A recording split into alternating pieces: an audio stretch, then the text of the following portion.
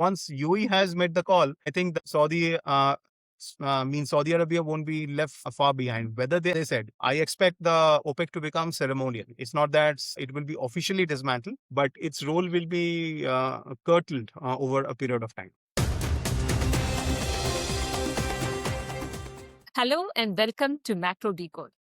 While the crude oil prices are rising and availability remains uncertain due to the Iran war, the United Arab Emirates, the fourth largest oil producer in the Organization of Petroleum Exporting Countries, OPEC, has decided to leave the group. Anindya Banerjee, head of Commodity and Currency Research, Kotak Securities, is joining us to explain the power dynamics in the OPEC and the impact of UAE's exit. Welcome to the show, sir.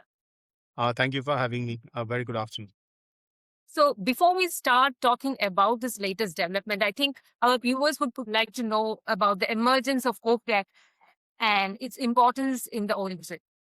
Right. It's like a cartel of the oil producers who try to maintain a certain price in the market. That was the initial objective, so that the oil prices don't fluctuate significantly.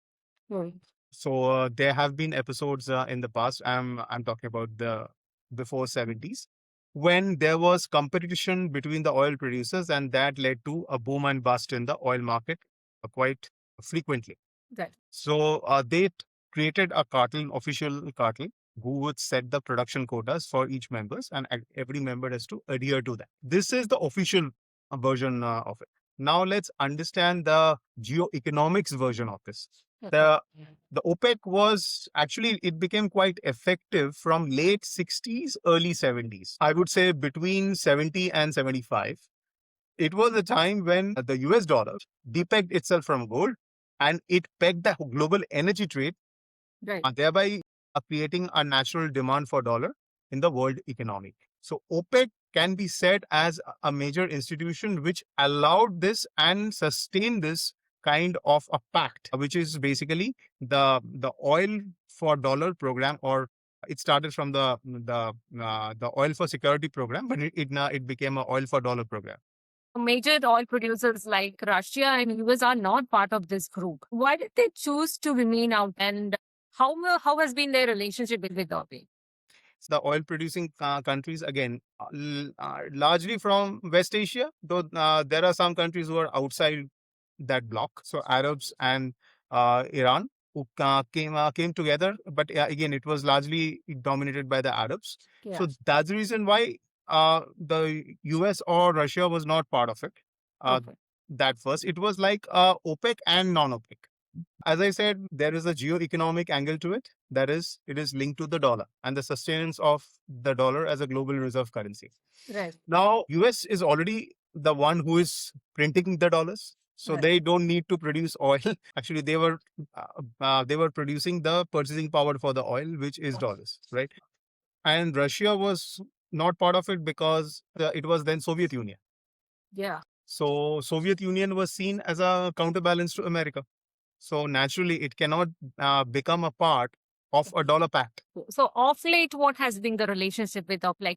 Has there been any kind of a changing power dynamics? As America continues to turn inward as a market, as a place for doing business, as a place for immigrations and everything, the world has to look beyond America as the only center of power.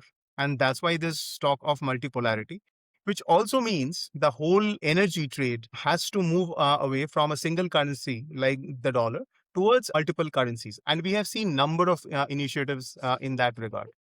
We have seen the pact between India and UAE for the payment in rupee terms, right? Payment in yuan terms. We have seen the same thing between Russia and India on the energy trade, paying through yuan or dirhams or rupee. So now, because the national payment systems are becoming electronic and finally moving towards CBDC, all is needed is interlinking. And plus, if you look at it, that America was supposed to protect the Arab countries against the aggression from Iran. So that was the pact, because 70s saw that tectonic shift, that the Americans were allowed to host several military bases across West Asia in in return, that it will act as a deterrent for Iran to attack any of the Arab countries. But now, what has happened over the last, I would say, 2 to 2.5 months is that the very fact that the American bases are there has made these countries a target of attacks. That's right. And America has not been able to prevent this attacks. And plus, now the whole trade through Hormuz is disrupted, and it's now a complete mess. Right. So now the Arab countries have said it officially and unofficially that having America as a partner in the region is more a liability than an asset. And as I said at the start, America is turning inward. It doesn't have that unlimited global budget to fund. So it is now talking in terms of curtailing expenditure, asking the member countries to shoulder their expenses. So all of these things are also playing in the background behind this move of OPEC. So what I think is going to happen is eventually over the next couple of years is that we will see OPEC more as a ceremonial organization. Iran is also a member of the OPEC. And what was the stand when Iran was under economic sanctions from the US?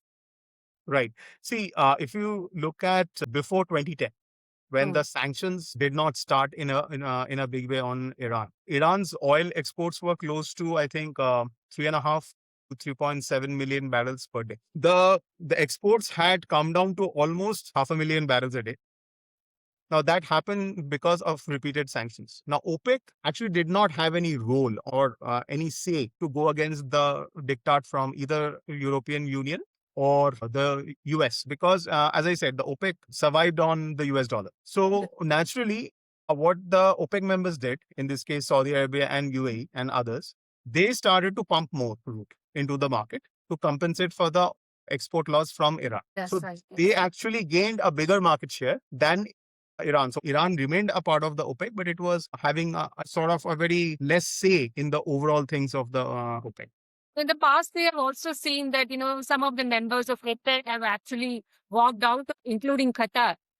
What were the major difference? What actually is forcing them to move out? See, 2019, I presume Qatar exited the OPEC. Qatar is largely a gas producer, one of the world's largest. So naturally, it didn't make sense for Qatar to continue to be a part. And so they exited. So it didn't have a much impact on the OPEC per se, because Qatar continued to trade in dollars. And it did not have much of an impact on the oil supplies as a whole.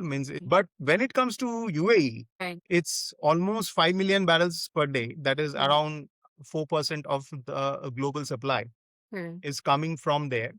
So now coming to UAE, why did UAE leave the OPEC group? As I said, that it was becoming unviable. If they have to stick to the truest sense of the OPEC, they have to continue to price their petroleum in dollars. So the local currency trades, which the UAE was increasingly doing, whether with China, like I think a few weeks back, the chief of UAE, MBZ, he was in China and signed several MOUs, right? So these are all indications that the focus is on bilateral deals than having a multilateral framework. The other thing is that now America has limited budget. They cannot spend so much on military means or on giving swap lines unlimited quantity, because they are running out of debt capacity. America cannot extend its budget support to the Gulf countries. So the kind of damages which UAE has suffered, America cannot give a compensation for that. So UAE has to find out the reserves or the resources from its budget, the oil and gas budget, and rebuild the areas which were impacted in this war. Once UAE has made the call, I think the Saudi Arabia won't be left far behind. I expect the OPEC to become ceremonial. It's not that it will be officially dismantled, but its role will be curtailed over a period of time.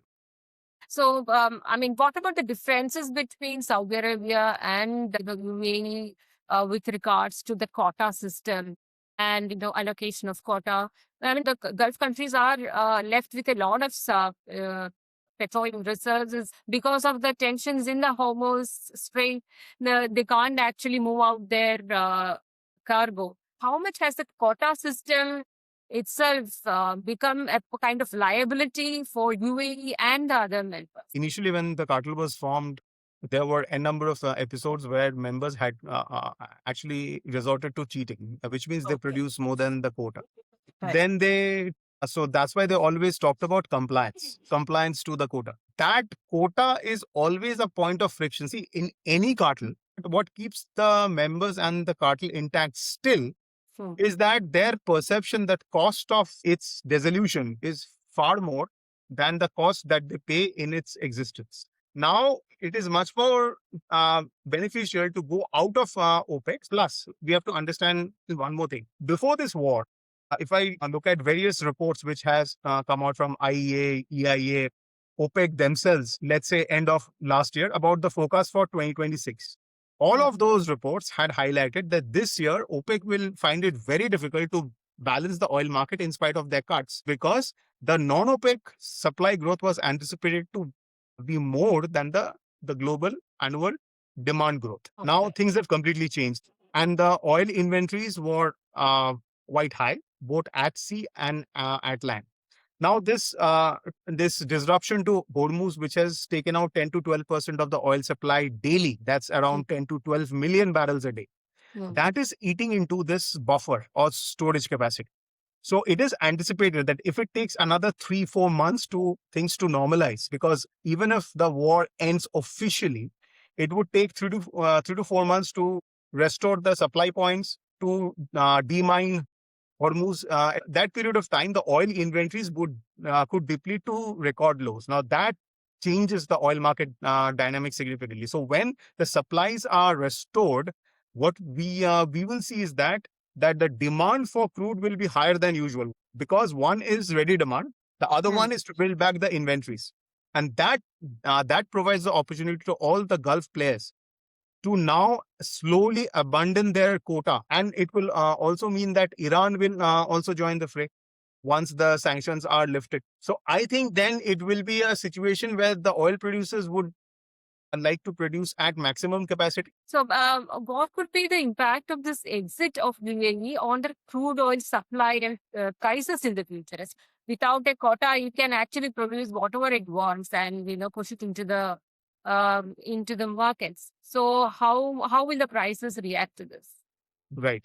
See, as of now, the impact is minimal because the Straits of Hormuz is still closed. But once the situation normalizes in Hormuz, this will actually exert a downward pressure on the oil prices. But as I said, for at least a year, that is 12 months, we will see the demand to build inventories will be high. And it's just not private inventories. I am talking about strategic oil inventories. So countries, after seeing this energy crisis, would like to build their own strategic reserves much more aggressively. So I think 12 months, I don't see that having a big impact on oil market.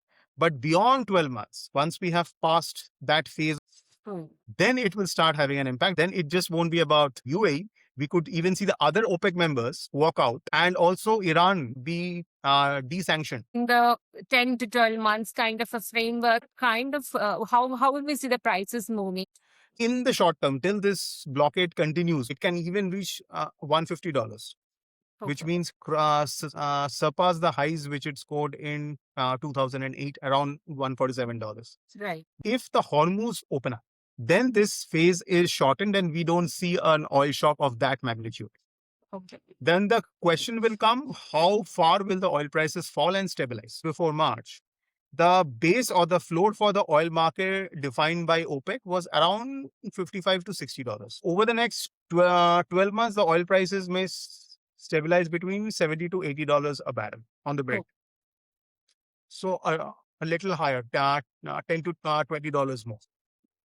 And beyond that, once everything normalizes, the infrastructure and the supply chains are revived, the prices could further dip or it will remain at the 60 levels.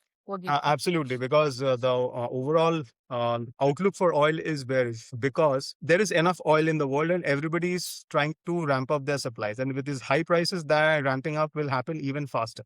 Right. So we can probably see much lower prices than the 60 yes. dollar per Yes. barrel. Yes. Yeah. As I just mentioned, that OPEC would probably become a ceremonial kind of an organization. When we are seeing renewable energies coming up in a big way, uh, electric vehicles are coming. In that kind of a situation, what will be the importance of OPEC in the future? Absolutely. See, that's a structural threat. So the world is not going to run out of oil. It's going to run out of the only dependence on oil. Right. So it has lot of options, and this current crisis is going to incentivize that. The move and the shift is clear, and the oil producing countries understand this. That Right. is, in the next 10 to 15 years, oil dependence will be significantly lower. Right. So yes, that creates a structural bearishness for the oil, and so that's the reason why, if you look at West Asian countries, they have been investing in creating a economic, social capacity where it can become a modern economy, which is less dependent on hydrocarbons, especially oil. Lastly, the kind of exit that has happened, is there going to be any kind of a spill out on the strategic equations in the entire Gulf region?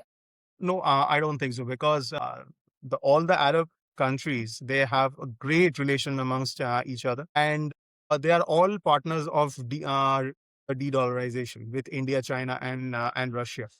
Right. So there is no reason for any kind of issues amongst them. That was Anindya Banerjee talking to us about how this UAE's exits will probably have an impact on crude oil prices, crude oil availability, on dollar, and the entire energy market. So thank you for joining me on this. Thank you for having